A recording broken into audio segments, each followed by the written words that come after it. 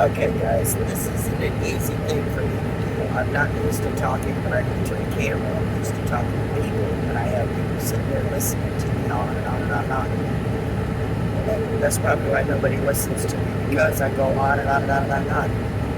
But yeah, I'm trying to get used to the idea of looking at the camera and basically I feel like I'm talking to myself. Now, yeah, I have watched a few videos and listen to some people who are much more comfortable talking and listening to them and trying to find a way to do it. But here's the thing: this is me. I'm not scripted, which they're saying I should be, but I'm not sure if I can be. Like right now, I've got two people walking past me, so I figured I'm gonna be honest with y'all. I'm gonna do this video as honest as I can, which is not too hard. It is kind of nerve-wracking to sit here and be talking, and if people look at me, well, I can pretend I'm on the phone, which I've done that before when I was talking to myself, which I do that a lot. Because I am alone a lot, as you can see. Max is out doing the load. I'm sitting in the truck, and yeah, this is kind of fun. Let me adjust this a little better. There we go. Alright, so what are we talking about? Well, let's see. For those of you who have been here, welcome back. For those of you who are new, welcome. I am Robin, and I am going to be 61 come March. And as of last year, I became I guess it's an empty nester, but yet it's not, because just because all your kids have grown up and left home doesn't mean they don't still need you, or you're not able to help them, which is ridiculous. My kids, I will always be there for you, forever and ever. If I can do something for you, I'm gonna do it. If you need me, I'm right there.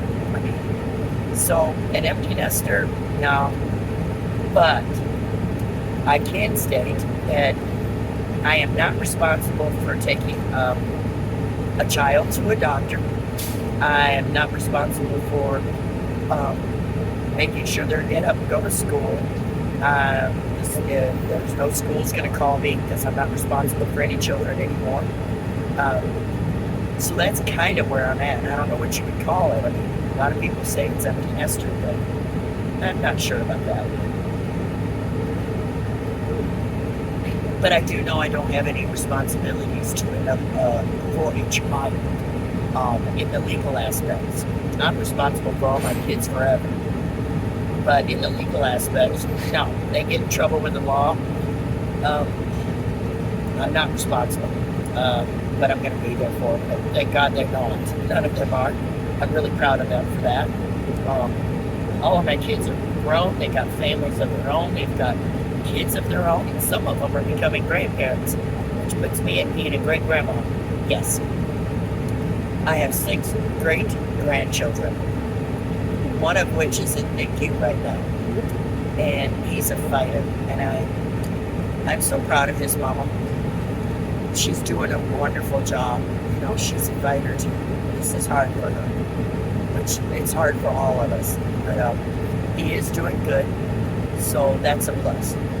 The other 2 newborn great-grandchildren, well, one's a great-grandchild, one's a grandchild. Tell me that ain't fun. I had a great-grandchild 2 weeks before Thanksgiving, and then a grandchild a week before Thanksgiving. And they're both doing wonderful as well. And then we have a great-grandchild coming in March or April sometime. Besides the one that came early. He came on Christmas Eve, so yeah,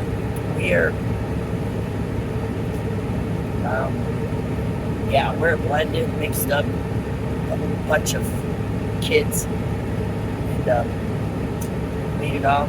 I'm the oldest of everybody, including my husband, which is, yeah, that makes me the oldest. I guess I'm called the matriarch of the family.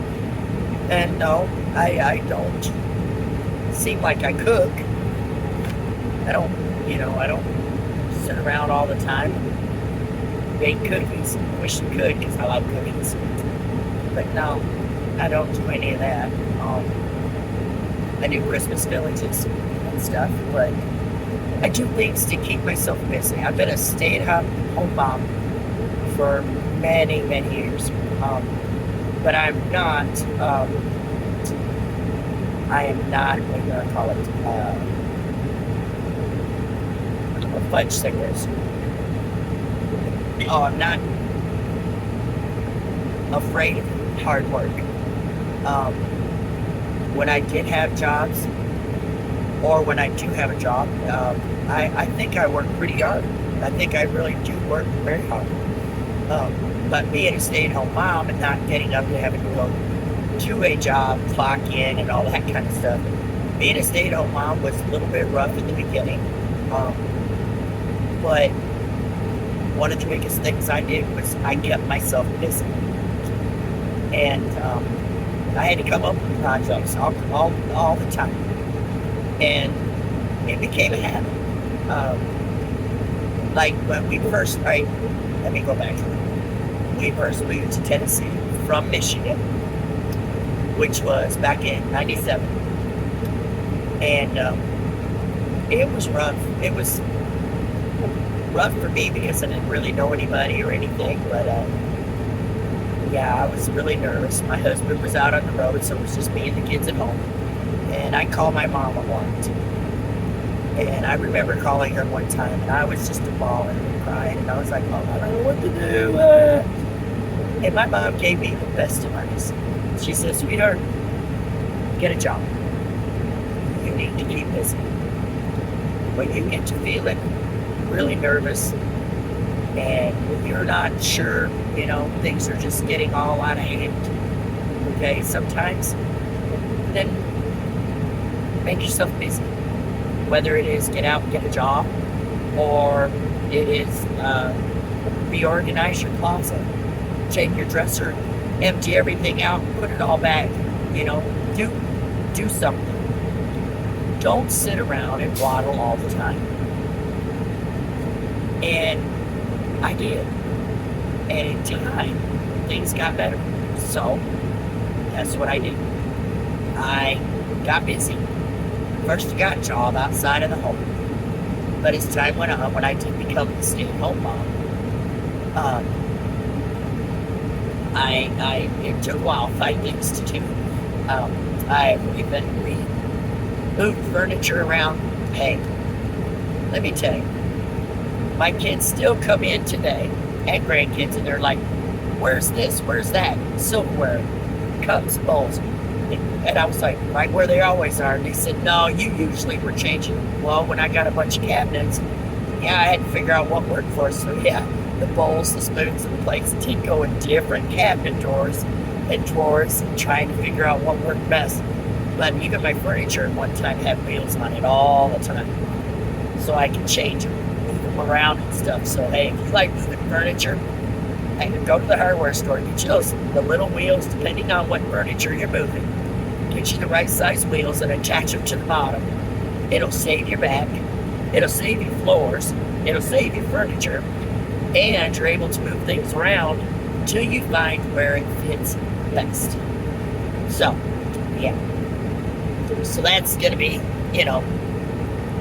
that was fun. Having wheels on everything. Because then I could just move it around, If I didn't like the couch sitting there, I'd wheel it around and put it in another spot. And yeah, I did that a lot for a lot of furniture. Couldn't help it. But now, I don't even have a couch, so hey.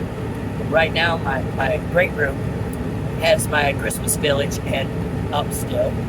So, I don't know when I'm going to get back home to start putting that away. Who knows? It might still be up come July. But, yeah, all the Christmas stuff's still up. I have some people watching my animals, so they're being taken care of. So I have house sitters, and so this is just new, trying to figure out where we go from here. I mean, I just know I got to keep busy. And January, February, March, it's kind of a non-busy gardening type deal. It's not a whole lot. I guess I could do a lot more with the garden, but I want to be with Max, which is cool. And, you know, it's fun.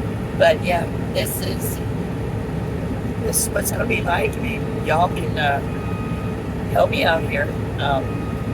Leave me a comment. Ask me some questions. Heck, tell me what you do to keep yourself busy. That would be cool. What is your take on things now that you're, I guess, empty nester? But like I said, we're still responsible, or not responsible. We're still, you know, Mom, hey, can you do this? Mom, can I do that? Mom. So it's not like we're totally empty in a physical sense, or responsibility for school and you know, anything like that. Then yeah, I guess we are empty nesters, but kids are always there, or always will be if they need me, or I'll always be there for them. So what else did you think of doing? Yeah, it's a big buzzard. It's the crane.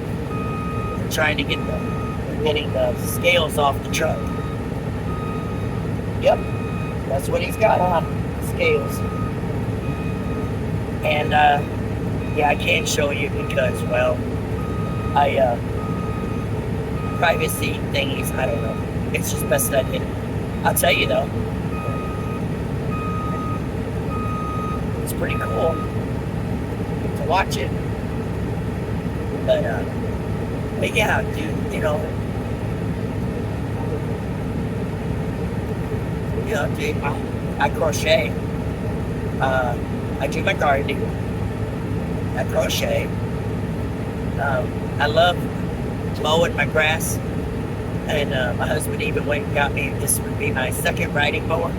So yeah, I got a big piece of property park that when I didn't have a riding mower, I quit mowing it.